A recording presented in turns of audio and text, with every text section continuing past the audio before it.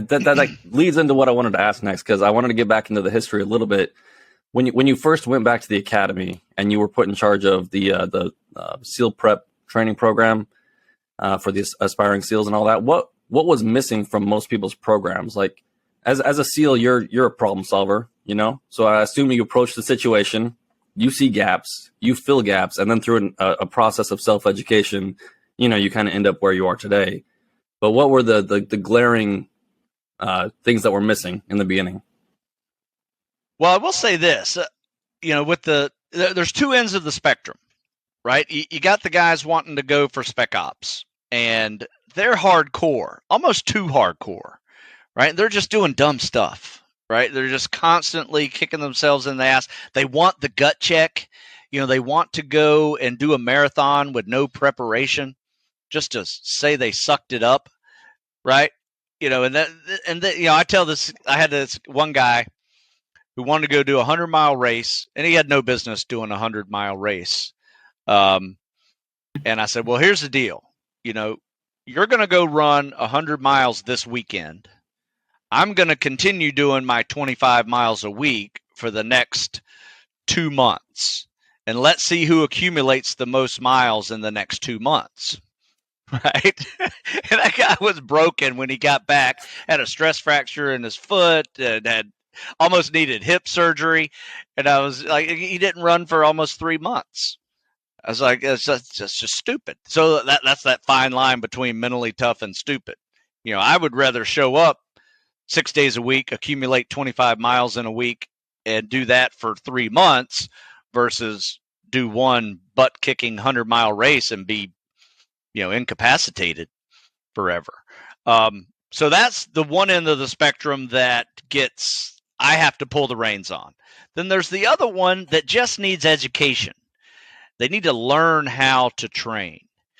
So the unique position I had at the academy is I worked with the remedial failures on swimming and PFT and stuff like that, but I also worked with the spec ops guys.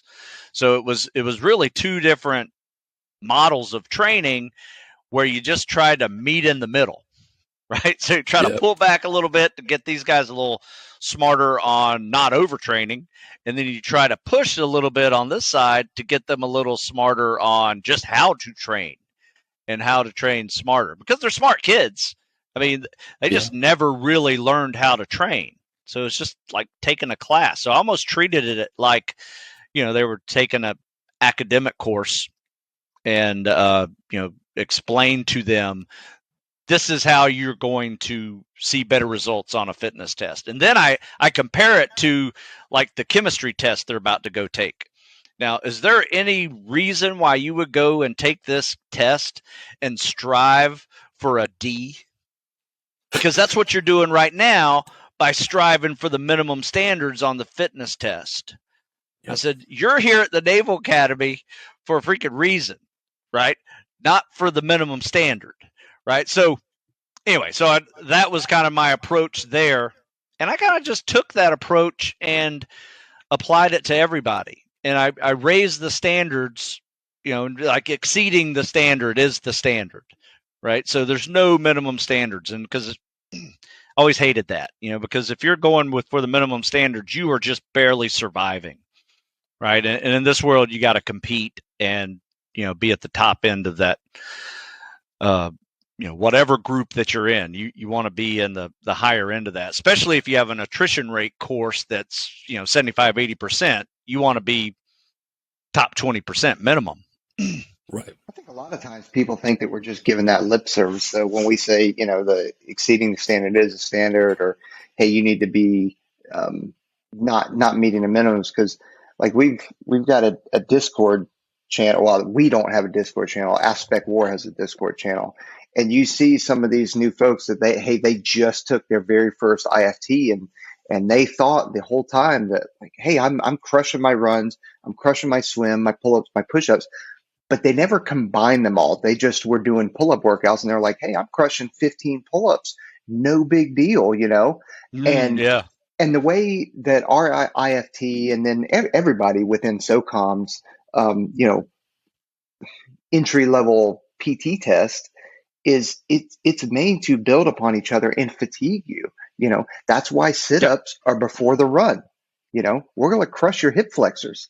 Yeah. So instead of just I'm doing great at push-ups, pull-ups, whatever, you have to combine all that stuff. And it doesn't mean that you do an entry-level PT test every single day.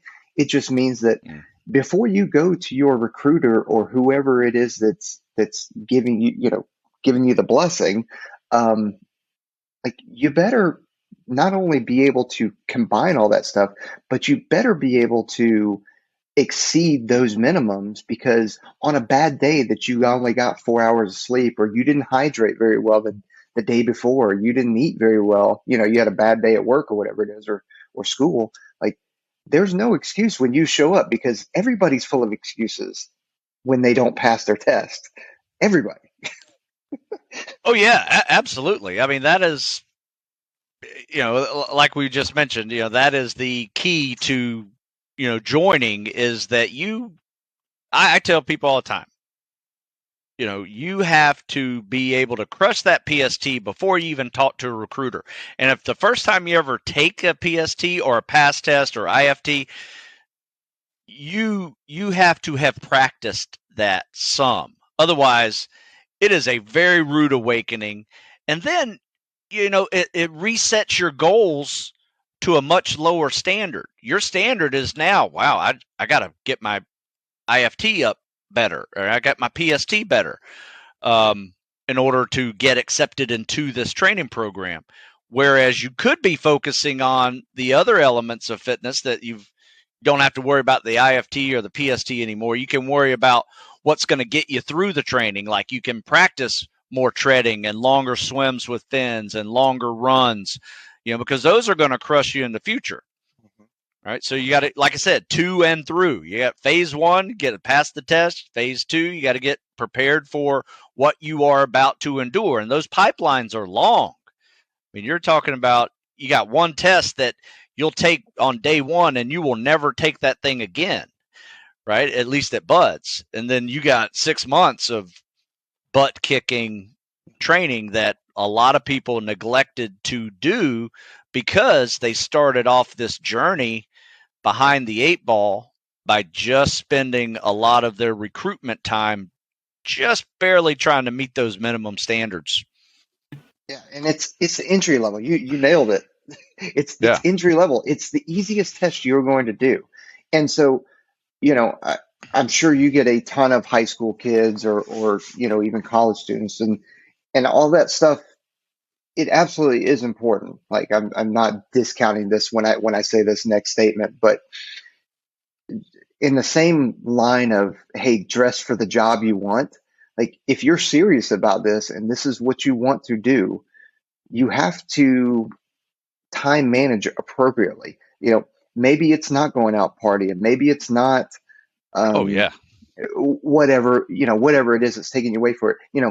Hang out with your friends, because high school is only one time in your life. You have tons of time to be an adult, but continue to play sports in high school. Have a good time with your friends. Study, but at the same time, like if there's other things that you can improve on, or you can spend your time better doing, then do it. And if you're serious about it, then put in the work and put in the effort to get better physically and mentally. Well, I will tell you this, recruiters don't appreciate me, because Really? Here's why.